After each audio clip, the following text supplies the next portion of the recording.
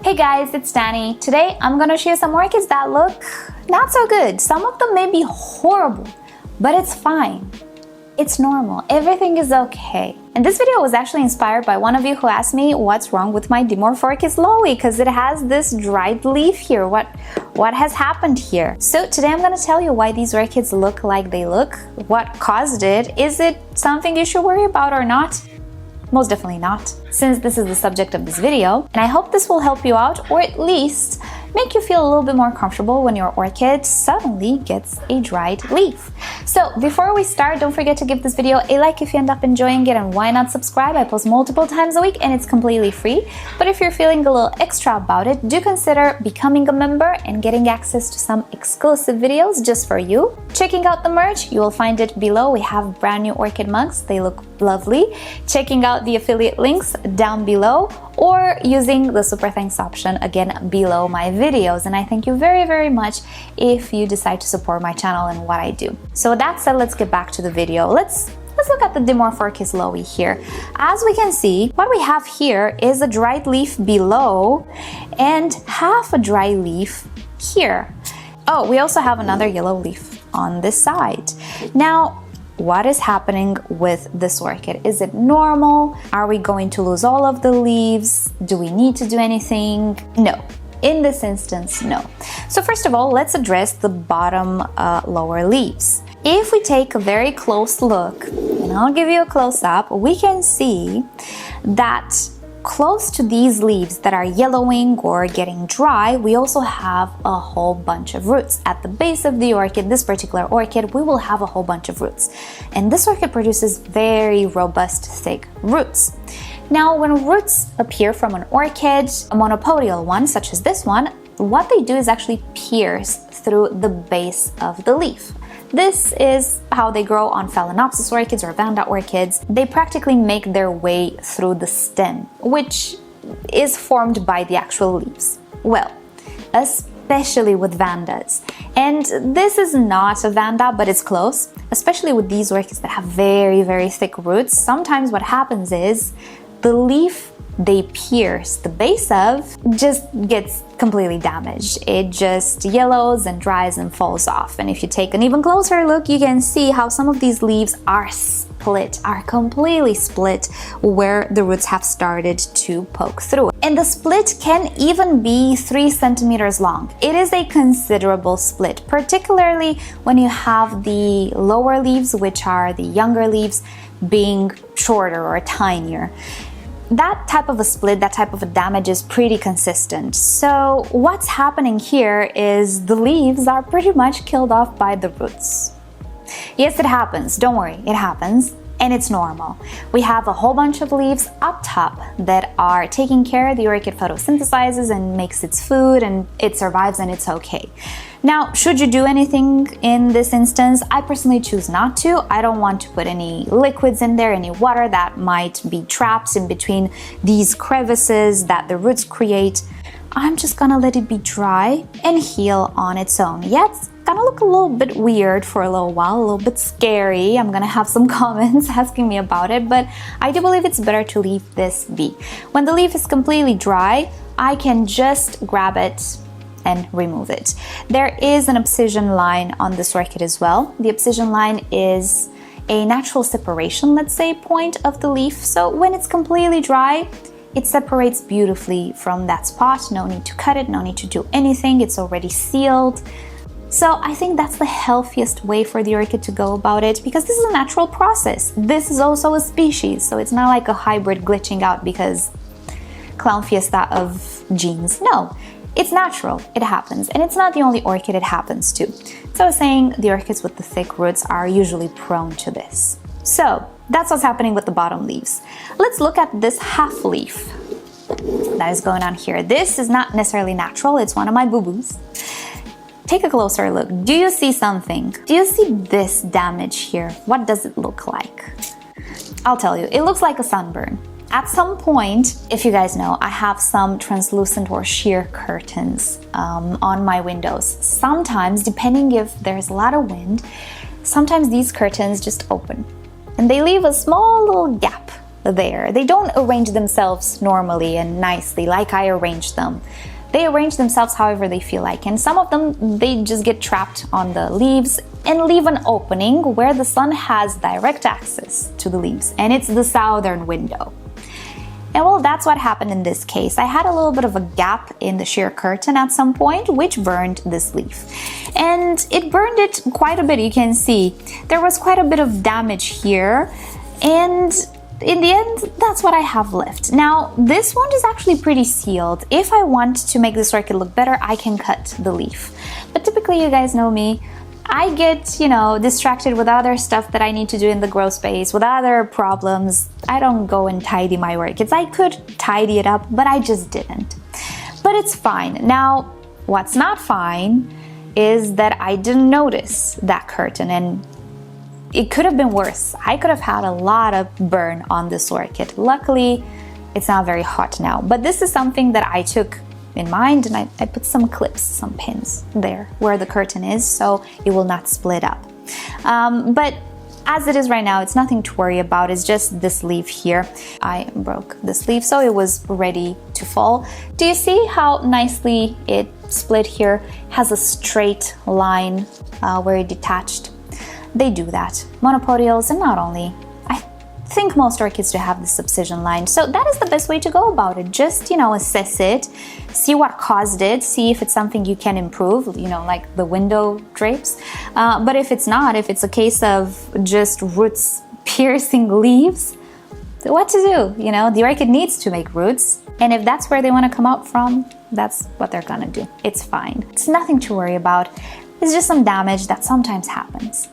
Next up, here we have a Phalaenopsis orchid with some yellowing leaves at the base. And if we take a closer look at this orchid, we don't actually see much root splitting the leaves, like in the case of the Dimorphorchis. The leaves look nice, they're not split, they're not very damaged. Why are they yellowing? Maya has something to add. Let's listen to her. Very insightful. So what happens, and especially again to monopodials like Phalaenopsis and Vandas, the older leaves are being regenerated. Let's say they're being discarded when they're very, very old. Naturally, orchids discard these leaves because there is a high chance they're not as efficient as the newer leaves. They might have damage, like in this case, this is mechanical damage. This leaf will probably fall next year. So the older a leaf is, the more chances it is to be damaged and not perform like the new leaves. As you can see, we have a brand new leaf here that looks impeccable. But these leaves in the back are yellowing.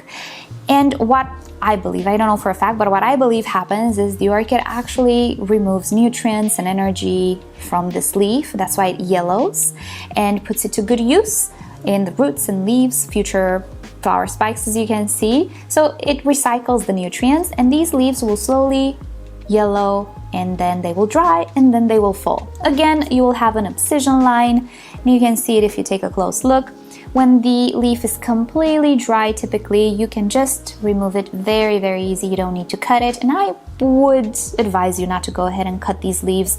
They might be unsightly, but every cut you make into live tissue, into wet tissue, is an open door for pathogens. So you need to be very, very careful to maybe put some sealant on this cut so you don't let other pathogens get in. Cinnamon is a good sealant. It smells nice. You have it around the house.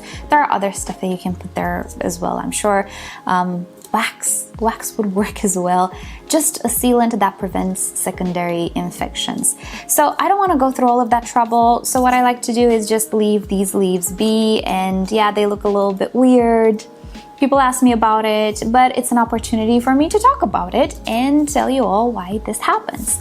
Now, in the case of sympodial orchids, the ones that have pseudobulbs, this happens as well, but in the form of old leaves on top of the pseudobulbs, or even pseudobulbs.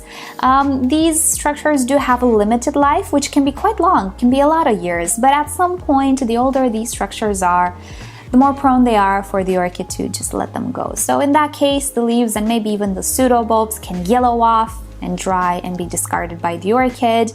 If it's an old structure, it's absolutely fine.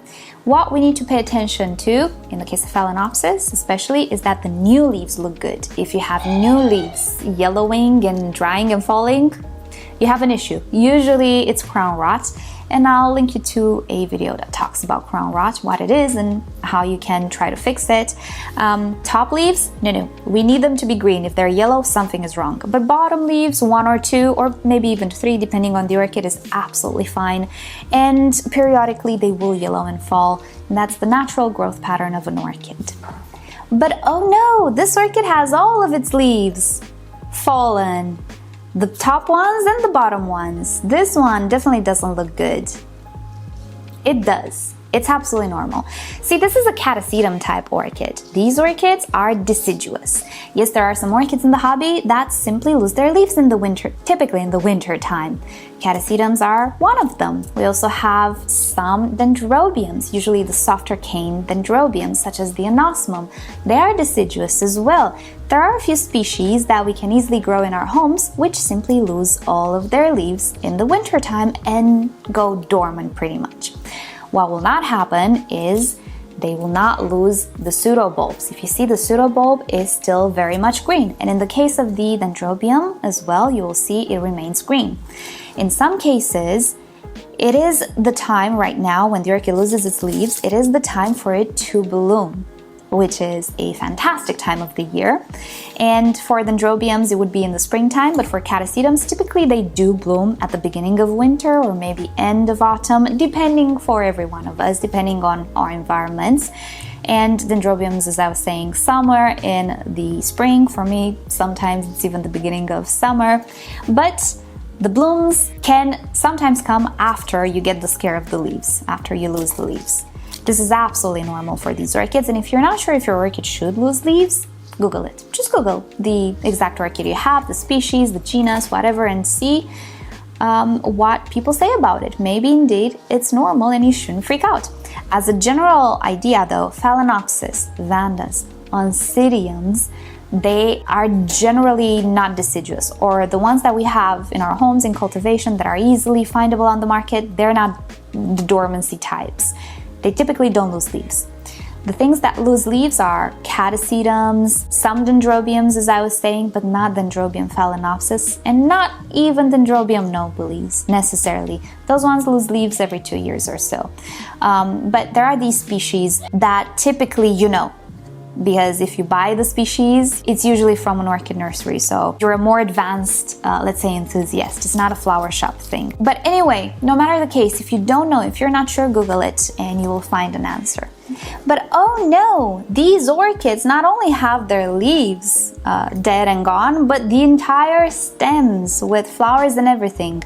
There's nothing green on these plants. These are surely dead. Nope. No, it's absolutely normal for these to do this. These are Habenaria orchids, and they not only are deciduous, but they actually lose everything, including the stems, in the winter time generally. You will still have a live portion of the plant, but it's gonna be in the potting mix. These orchids have corms, and the corms will drop all of the energy stored in the leaves and in the canes, actually stems, they're not canes. They will get all of that energy and store it, and they will put it into fresh new growth in the springtime generally. So in the winter time, these orchids don't need water, no fertilizer, no nothing. They should actually be kept fairly dry, and I know this firsthand because I killed a Habenaria corm by offering it water. Not too much water. I thought I was doing a good job, but no. So yeah, these guys, they are completely, I don't know if deciduous is the word, but they completely die off during winter time, and it's absolutely normal to have everything die off. In the springtime, I'm gonna pick up the video on Habenarias. Hopefully I do good in the winter, but in the springtime we're gonna do a repot of these orchids, and I'm gonna show you how the corms look like and that they are absolutely fine. Now, I did go through an entire cycle with the Habenaria many years ago in the balcony days, so I do actually have some footage of Habenarias. If you're interested, if you've never heard about these orchids and you're curious to see how those corms look like, I'll link you to some older videos down below. Excuse the quality and, like, you know, my shyness and everything. I don't even remember how I was speaking back then. But yeah, I'll link you to them down below because I do have footage on Habenarias. These are very, very interesting orchids, but they're scary. Like, look at this. I didn't actually remove the stems or anything because I wanted to make sure the corms absorb all of the energy these have stored, every single drop. But I think at this point, I don't know, I'm pretty sure to remove it. It doesn't matter if I remove it. I mean, if I leave it, it's fine. I'd rather leave it be and have the orchid just absorb all the energy it wants from them than cutting them early. So with these orchids, when you see the leaves starting to die off and become yellow, do not cut anything just yet because the orchid is in the process of getting those nutrients. Let it be like this, scary and dry, and then I think you're free to remove all of these little stumps. You can cut them, soil level and wait for the spring. Time at which, we're gonna pick up this video once again. So these were the orchids that I wanted to show you today. Obviously, in some cases, having some yellow leaves and falling leaves is really not a good sign. As I was saying, if it's on the top, especially with Phalaenopsis, it's not good.